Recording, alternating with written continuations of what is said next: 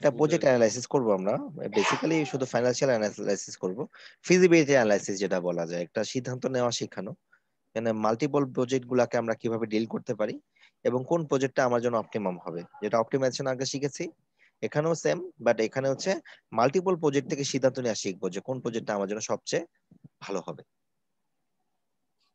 বুঝতে পেরেছি স্যার। আচ্ছা, তাহলে অ্যাকচুয়ালি স্যার এখানেও কখনো সেম শুনি একটা জিনিসের কথা, হ্যাঁ বলতে সরি, লাগছিলাম স্যার, কখনো শুনি নাই তো স্যার, মানে চক্রাকার সুদ, তারপর আরো এগুলা বললেন যে স্যার সবই ক্রেডিট। শিখতে হবে টুকটাক করে, কিন্তু বেসিক্যালি আমার টার্গেট হচ্ছে মাল্টিপল প্রজেক্টকে, সেটা আমরা দেখা যাবে যে অ্যাটলিস্ট 3 সপ্তাহ পরে ওগুলা মাল্টিপল প্রজেক্ট নিয়ে আমরা কথা বলা শুরু করব। তার আগে আমরা বেসিক ধারণা পাবো যেটা এই চ্যাপ্টারের মধ্যে আছে, সেগুলো একটু বুঝতে হবে। তো চিন্তার কিছু নেই, তোমরা জাস্ট ক্লাসে অ্যাটেন্ড করো ঠিক মতো, আমার মনে হয় সেটাই এনাফ তোমার বোঝার জন্য, খুব বেশি টাফ কোর্স না এটা। না স্যার, আপনি আছেন যখন স্যার, তখন স্যার সবকিছু সোজা হয়ে যাবে স্যার, ইনশাআল্লাহ। আশা করছি ইনশাল্লাহ। ঠিক আছে, তো এখানে একটা ডিপোজিটের কথা বলছে, যে সেই ডিপোজিটটা এখন নাও লেখা আছে, নাও মানে কি, এটাকে প্রেজেন্ট ভ্যালু নাকি ফিউচার ভ্যালু বলো তো?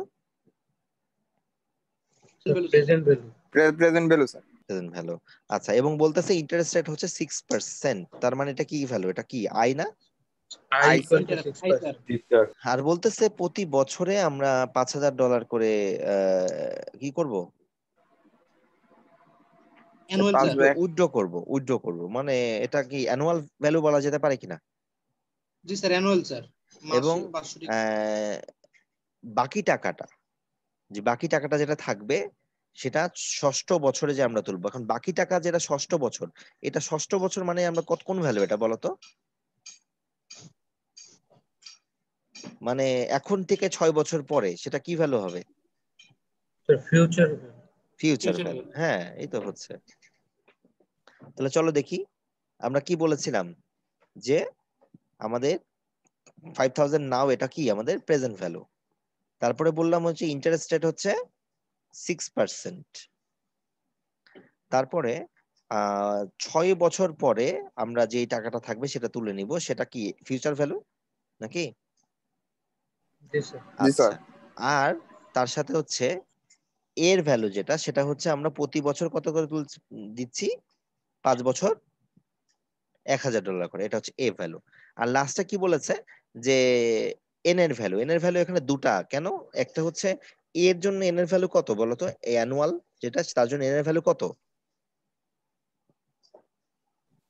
ভালো করে, হ্যাঁ 5, এই যে এর জন্য অ্যানুয়াল ভ্যালু হচ্ছে কত 5, সেই কথাটা এখানে লেখা আছে, 5 years for the A series, মানে অ্যানুয়াল যেটা সেটা। আর 6 কত কবে থেকে, সেটা হচ্ছে ফিউচারের জন্য। দেখতে পেলাম আমরা মোটামুটি কি এবিসি এই টার্ম গুলাকে চিনতে পারছি কিনা কোশ্চেন দেখে দেখে?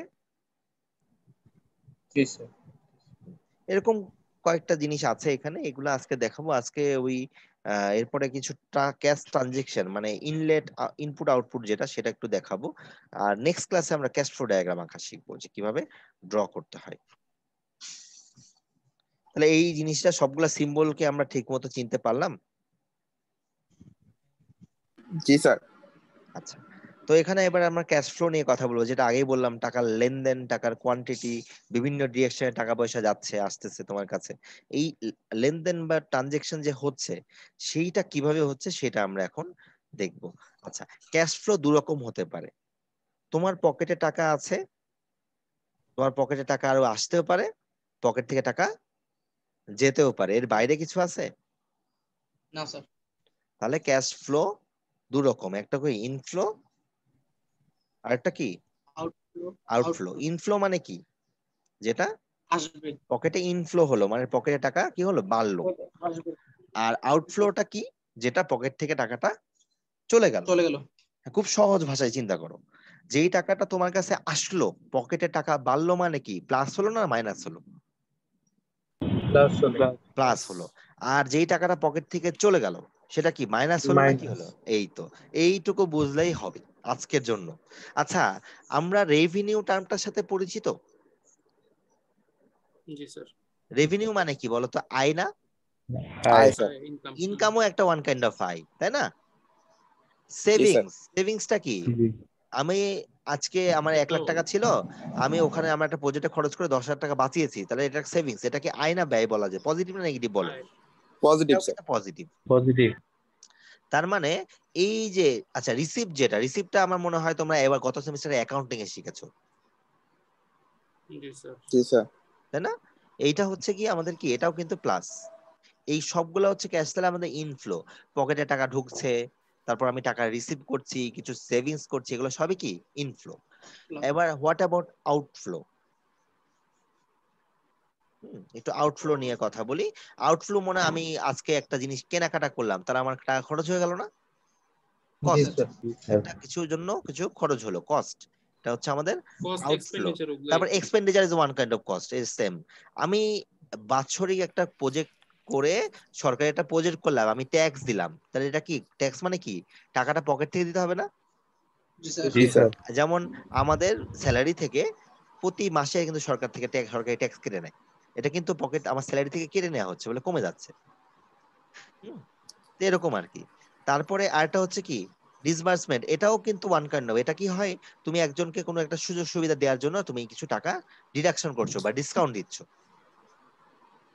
জি স্যার। তাহলে মনে করে একটা প্রোডাক্টের দাম 10 টাকা, তুমি ডিসকাউন্ট দিলে 2 টাকা, তাহলে 2 টাকা তোমার এটা কি একটা খরচ না? তুমি তো 10 টাকা পাওয়ার কথা ছিল, সেখানে 8 টাকা, বাকি 2 টাকা কোথায় দেখাবা? বাকি টাকা 2 টাকা তো তোমার খরচের খাতা দেখাতে হবে, যেটা আমি তাদেরকে প্রমোশনাল কারণে বা কোনো কারণে দেখাচ্ছি। তাহলে বুঝতে পারলাম যে ক্যাশ পকেটে আসা মানে কি ইনফ্লো, আর পকেট থেকে চলে যাওয়া মানে আউটফ্লো। আউটফ্লো। হ্যাঁ, এই জিনিসটা একবারে পরিষ্কার হয়ে বুঝতে হবে। এটা যদি না বুঝি এটাও কিন্তু বিপদ, একবারে বুঝতে পারবো না যে আসলে কখন পজিটিভ হবে। আমি কিন্তু একটা সার্টেন টাইমের পরে বা 1-2 সপ্তাহ পরে বলবো না কেন পজিটিভ কেন নেগেটিভ, আমি সরাসরি প্লাস মাইনাস করে লিখতে থাকবো। ঠিক আছে, বুঝে নিতে হবে তখন যে কখন প্লাস হচ্ছে কখন মাইনাস হচ্ছে। আচ্ছা, এবার ফিরে যাই শিখ আগের যে ম্যাথটাতে। ওই একজন নাম তার জুলিয়া, উনি বলছে উনার হচ্ছে বড় করেছেন $5,000, তো বড় হলে কি হবে সেটা বলো তো? প্লাস। ইনফ্লো। হ্যাঁ, ইনফ্লো। বড় হলে কি হবে? Inflow sir. তার প্লাস হবে বড় স্যার। করা মানে তার কিন্তু রিসিভ করেছে, সে তার টাকা সে ধার নিয়েছে মানে তার রিসিভ হয়েছে। তার মানে চিন্তা করো, তুমি তোমার বন্ধুকে টাকা ধার দিলা, তোমার টাকা কমলো, তার মানে তোমার আউটফ্লো, আরেকজনের বন্ধুর ইনফ্লো, নাকি? জি স্যার। ব্যাংকে তুমি টাকা জমা দিচ্ছ, ব্যাংকের টাকা বাড়লো, তোমার টাকা কমলো, নাকি? জি স্যার। জি স্যার। আবার ব্যাংক থেকে তুমি টাকা তুললা, ব্যাংকের টাকা কমে গেল, তোমার টাকা বেড়ে গেল। জি স্যার। বুঝতে পারছি প্লাস মাইনাস কিভাবে হচ্ছে।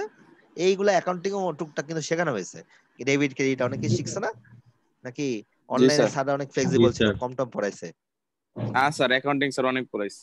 অনেক পড়াইছে, অ্যাকাউন্টিং তো আসলে খুব অল্প সিলেবাস, তোমাদের বেশি করে পড়ানো দরকার। অ্যাকাউন্টিং ছাড়া ইন্ডাস্ট্রিয়াল ইঞ্জিনিয়ার কোনো কাজই করতে পারবে না। আচ্ছা, অ্যাকাউন্টিং এর সাথে আবার কি ছিল জানো, সাথে সোসিওলজি নাকি? সোসিওলজি। সোসিওলজি। অ্যাকাউন্টিং সাথেই সোসিওলজি নাকি আলাদা সোসিওলজি? ইথিক্স আলাদা স্যার। ইথিক্স আলাদা, আচ্ছা আচ্ছা আচ্ছা আচ্ছা, বুঝতে পেরেছি।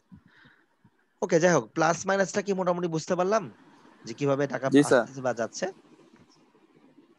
এই দেখো জি এখানে স্যার। কিছু এক্সাম্পল দেওয়া আছে, আমরা এগুলো একটু পড়ে পড়ে দেখি, বুঝার চেষ্টা করি।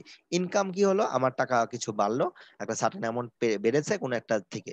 সেভিংস, আমি কোনো একটা টাকা সেভিংস করতে পারলাম, কোনো একটা টাকা রিসিভ করতে পারছি। আজকে স্লাইডটা আমার এটা লাস্ট স্লাইড, আজকে আর এর বেশি যাবো না আমরা। এরপরে আমরা নেক্সট ক্লাসে আমরা ক্যাশ ফ্লো ডায়াগ্রাম শিখবো। আজকে আর যাবো না ওটাতে, আজকে একটু ওটা সময় লাগবে অনেক। প্রথম সপ্তাহের ক্লাস একটু কম পড়াচ্ছি, পরে দেখা যাবে যে এই একটা 15 জায়গায় একটা 25ও বেজে যেতে পারে পড়াতে পড়াতে, যেদিন যেটা লাগে এরকম আর কি। আজকে একটু আর্লি ছেড়ে দিব। তো এই যে ক্যাশ ইনফ্লো বা আউটফ্লো, তোমরা অনেকেই অ্যাটেন্ডেন্স এখনো দাওনি মনে হয়, ইনবক্সে অ্যাটেন্ডেন্স দিয়ে দিবা, ফুল আইডি লিখে দিবা সবসময়, ঠিক আছে? এটা আমি ফার্দার বলবো না, সবসময় ইনবক্সে অ্যাটেন্ডেন্স দিয়ে দিবা। যদি ডিসেবল থাকে আমাকে একটু বলে দিবা, চ্যাট ডিসেবল করা ছিল, এখন অ্যালেবল করে দিয়েছে, এখন দিয়ে দাও। হুম। তো ক্যাশ ইনফ্লোটা কি, আমার কাছে টাকা আসলো, ইনকাম করলাম, আমি সেভিংস করলাম, ট্যাক্স থেকে আমি সেভিংস করেছি, রিসিভ করলাম এত টাকা, একটা কোনো লার্জ একটা বিজনেস থেকে আমি একটা টাকা লোন নিলাম, লোন নিয়ে আমার টাকাটা আমার পকেটে এসে জমা হলো, রিসিভ করলাম। সেভিংস, আমি একটা টাকা বাঁচালাম। রেভিনিউ, ওই যে বিজনেস থেকে আমি কিছু আয় করেছি, সে revenue. Same again about the cash outflow, operating cost, আমার প্রতি বছরে একটা টাকা কস্ট খরচ হচ্ছে। ফার্স্ট কস্ট মানে ইনিশিয়াল ইনভেস্টমেন্ট, মনে আছে ব্রেক ইভেন পড়ানোর সময় ফিক্সড কস্ট শিখিয়েছিলাম? ফিক্সড কস্ট নামে একটা টার্ম ছিল, যে প্রথমে একটা প্রোডাক্ট সেট আপ করতে গেলে কিছু খরচ হয়, সেটাকে আমরা অনেক সময় ফিক্সড কস্টের জায়গায় কি বলি, ফার্স্ট কস্টও বলে থাকি। সেটার নাম আরেকটা কি নাম, এটা হচ্ছে ফার্স্ট কস্ট। মনে চিন্তার কিছু নাই, এবার ব্রেক ইভেন আবার পড়বো, কিন্তু একটু ডিফারেন্ট ওয়েতে। আচ্ছা, এক্সপেন্ডিচার, এক্সপেন্ডিচার কি একটা খরচ না? তার মানে কি আউটফ্লো। আবার জি স্যার। ইনিশিয়াল কস্ট বা ফার্স্ট কস্ট যেটা একই জিনিস, ওই যে ইনিশিয়াল একটা ক্যাপিটাল ইনভেস্টমেন্ট করতে গেলে, কোনো একটা সেট আপ করতে গেলে আমার কিছু খরচ হবে। এগুলো সবই কিন্তু ইনফ্লো আর আউটফ্লো। এই ইনফ্লো আউটফ্লোর এটুকু যদি বুঝি, আমরা বই একটু দেখবো, আমরা নেক্সট ক্লাসে এই ইনফ্লো আউটফ্লো নিয়েই কিন্তু ফাইনালাইজ করব এবং ওভারঅল আমরা প্ল্যানিং করব যে কিভাবে একটা ক্যাশ ফ্লো ডায়াগ্রাম ড্র করতে হয়। ঠিক আছে? জি স্যার। তাহলে এখন খুব সহজ ভাষায় বলো, মনে করো আমি একজনকে টাকা দিলাম, তাহলে তার এটা কি আমার কি হলো, ইনফ্লো না আউটফ্লো? আউটফ্লো। আমার আউটফ্লো। আউটফ্লো, তার ইনফ্লো, তাই না? আবার এখানে ইনফ্লো ক্যাশ ফ্লো ডায়াগ্রামের সাথে আমরা কিন্তু টাইম হরিজনের ব্যাপার চিন্তা করি, সেটা খুব বেশি দরকার নাই। এটা কনসেপ্টটা অনেকটা সংখ্যা রেখার মতো, অনেকটা সংখ্যা রেখা যে আমরা অঙ্ক করেছিলাম সেটার মতো। এইটুকুর মধ্যে কোনো প্রশ্ন থাকলে বলতে পারো। আমি মোটামুটি